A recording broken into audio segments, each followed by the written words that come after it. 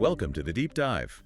We're jumping right into the recent reporting from Addis Fortune, Ethiopia's largest English weekly newspaper. Yeah, and we've been collecting some pretty powerful stories this week, articles, policy analyses. And when you put them all together, they tell a really challenging story about governance, about economics, and, the high price of instability. Our mission today is to really cut through the noise on three key areas. They seem separate at first, but they're deeply connected. So we're looking at what exactly? First, the microeconomic crisis that's just crushing Addis Abeba's historic taxi drivers.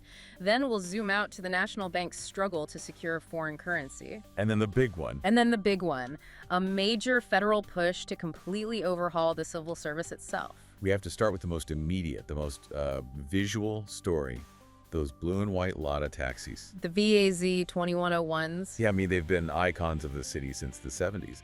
But the reporting now describes them as decaying relics of state neglect and policy failure. And that's not just about old cars. This is a story about broken promises. It's a crisis that has trapped more than 10,000 drivers.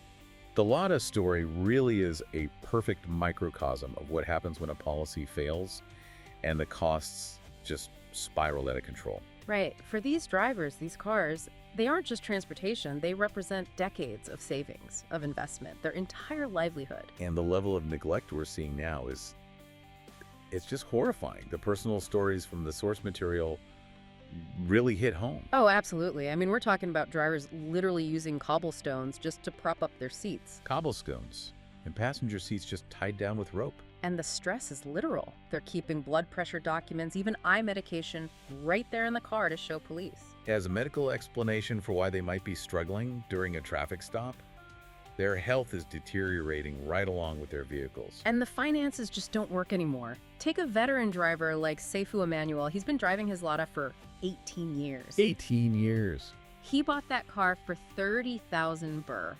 But today, a basic maintenance job that used to cost 200 birr is now over 2,000. Wow. He's earning maybe 1,000 birr on a good day, but his rent is 12,000 a month. He needs his family's help just to cover it. He's losing the fight. Okay, so let's unpack this policy failure.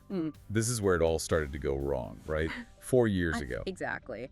The city administration under Mayor Edinek Ebibi and her deputy Jantara Bey, they announced a replacement scheme. And the goal was admirable. On paper, modernize the fleet, reduce pollution. And the drivers responded. Over 10,500 of them signed up. And crucially, more than 8,000 paid a huge down payment. 130,000 birr. That's a lot of capital for these drivers. A huge amount. They paid it to El Auto Engineering and Trading Pick for new imported vehicles, like the Row i5 model. So 4 years ago, they put down 130,000 birr. They're thinking they're getting an affordable subsidized replacement, but now the final price is what? It's skyrocketed to 2.4 million birr. How does a subsidized program inflate that much? That's unbelievable. It's two catastrophic factors, and both are about policy inconsistency. First, exchange market liberalization. Okay. When that happened, the cost of importing dollars, which you need to pay El Auto for the cars, it just exploded. A reasonable local debt became an impossible foreign currency one. And the second factor. The policy itself was a constantly moving target. It was chaos. Tell us about that chaos. Okay, so initially they granted duty-free privileges to make the imports affordable. That makes sense. Right. Then in 2023, Finance Minister Ahmed Shide just revoked them, pulled the rug out. Why? To shore up federal revenue. That's the likely reason. But it completely devastated the financial model of the scheme. Then the privileges were sort of, sporadically granted and withdrawn again. This regulatory whiplash made it impossible to plan. And it wasn't just financial. There was a physical blockage, too. A huge one. El Auto has only delivered about 3,000 vehicles, but 540 assembled cars just sat there, completely undelivered, for almost a year. And why was that? Because the Federal Transport Authority suddenly introduced a new policy banning the import of all non-electric vehicles. In the middle of the program. In the middle of the program, it's the definition of a contract killer.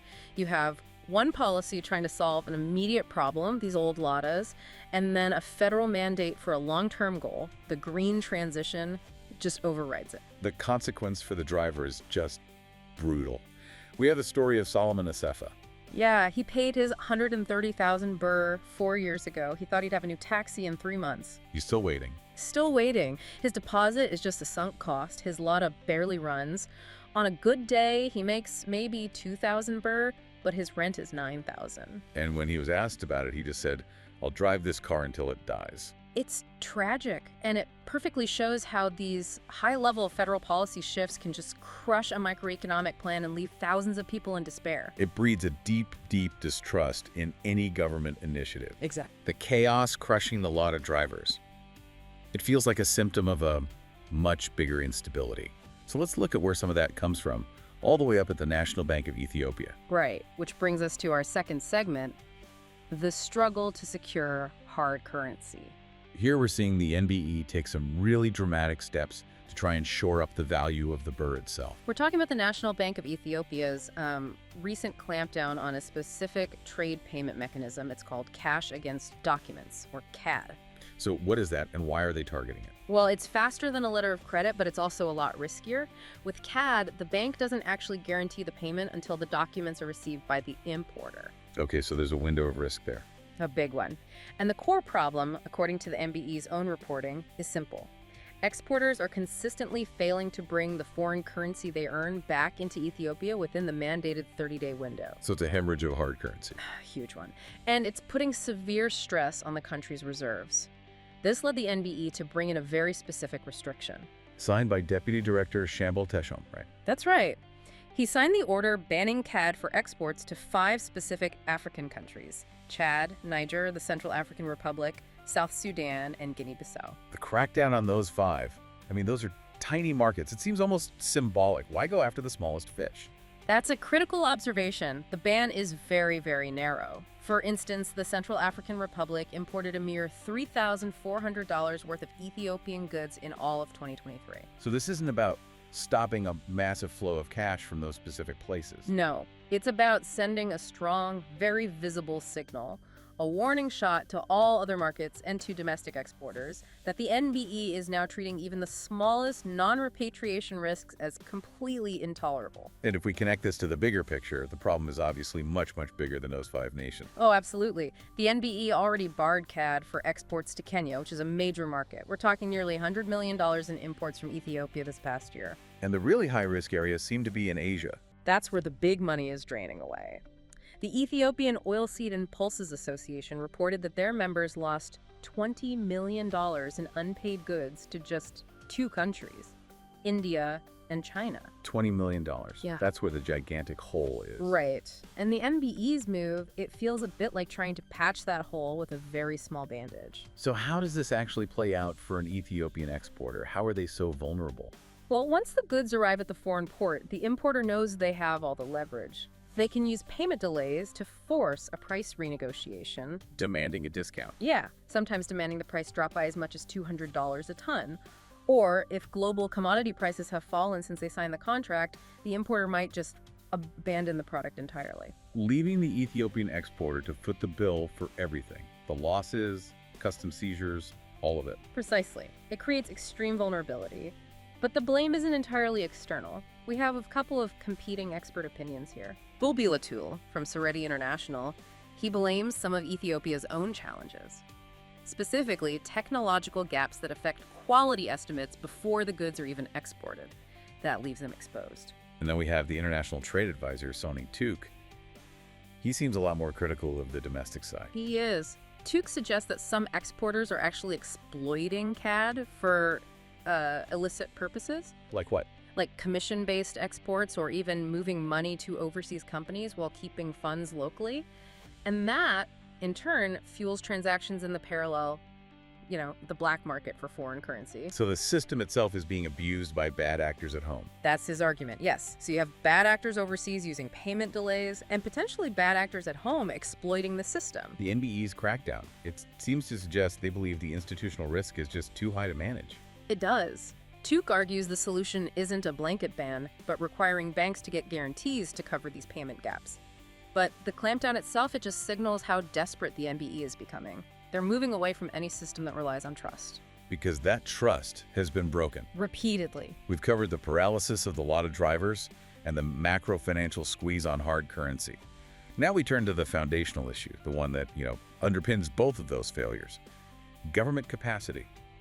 Competence. Right. If the government could execute policies consistently, maybe the LATA crisis wouldn't exist. If the regulations were smarter, maybe $20 million wouldn't be lost on unpaid exports. And this is where Minister Chaltusani's initiative becomes so fascinating. She's at the Ministry of Urban and Infrastructure Development, and she's spearheading a massive, comprehensive, competency-based assessment program. For how many employees? Up to 17,000. Across the ministry and its key affiliates, like the Ethiopian Roads Administration. This is a radical shift at the federal level. It's moving the entire civil service away from a system based on tenure, Where decades of service guarantees your job. toward a system based purely on performance and merit. And what's really fascinating here is Minister Chaltusani's background. She's not an engineer or an urban planner, which is what you typically expect. Right. Her training is in education management and institutional leadership. This sets the stage for a reform that's focused entirely on managerial and institutional competency. So it's not just about technical knowledge. It's about ensuring people can actually manage, organize, and execute projects. Precisely. So what's the actual path for these employees? What happens if you take this assessment and you fail? Well, it's not an immediate firing squad, which is important. Those who pass are eligible for promotions. Those who fail, they keep getting paid, but they are immediately enrolled in mandatory capacity building training until they can pass. But there's an endgame here. The Civil Service Commissioner, Mercuria Hale, who confirmed that. He did. Persistent failure could ultimately lead to dismissal. And the evidence suggests this testing is desperately needed. We saw the results from a similar assessment in the Addis Ababa City Administration. And they were staggering. Only 44% of the 15,151 staff who took that test actually passed the competency and behavioral assessment. So over half the employees were found to be lacking the necessary skills for their jobs. Yes, that level of skill gap in a government service is it's a huge problem. It highlights the stagnation that long-term tenure without performance reviews can create. Sajid Gedashu, a former state minister, he called this a bold reform, noting that civil servants could work for decades without ever having to update their skills. But there are immediate practical concerns. An architect, Segmi Desalu, he said the reform is vital, especially in construction where incompetence leads to failed infrastructure. But he urges that the tests must be practical, hands-on, not just theoretical exams. You don't want people who can memorize an answer sheet but can't actually execute a project in the field. A very fair point. And Sajid Gedashu also sounded a major warning about execution, didn't he? He did. He said this reform needs unwavering commitment from the leadership, especially Minister Sani. Workers who are used to operating without assessment will naturally resist this. They'll see it as a threat to their job security. Exactly. The new system has to be seen as objective, consistent, and a fair replacement for the old reliance on tenure alone. If the leadership wavers, the whole thing will collapse. So let's try to put these three stories together. What does this all mean? We have the LATA drivers crushed by policy inconsistency.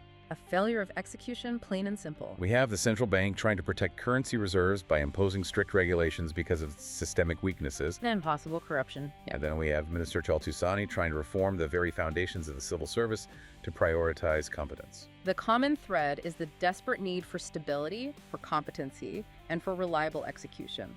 The LATA scheme wasn't just bad luck. It was a perfect storm created by arbitrary changes. Revoking duty-free status, banning non-electric imports midstream. It all signals deeply unstable policymaking and just poor logistical management. And Minister Chaltusani's reform is going right at the core of that problem. The lack of competent professionals in the civil service. The very professionals who are supposed to design, manage, and execute these massive state-led economic plans. Which brings us to a final provocative thought for you, the listener, to mull over. Can massive state-led economic plans, like replacing a taxi fleet or managing foreign exchange through tight controls, can they ever truly succeed if the civil service that designs and executes them is plagued by the very capacity gaps that these new assessments have so clearly identified? A challenging thought for a challenging time. And it's one we will certainly be watching in the future editions of Addis Fortune. Thank you for joining us on this deep dive. We really encourage you to continue exploring these crucial issues. Until next time.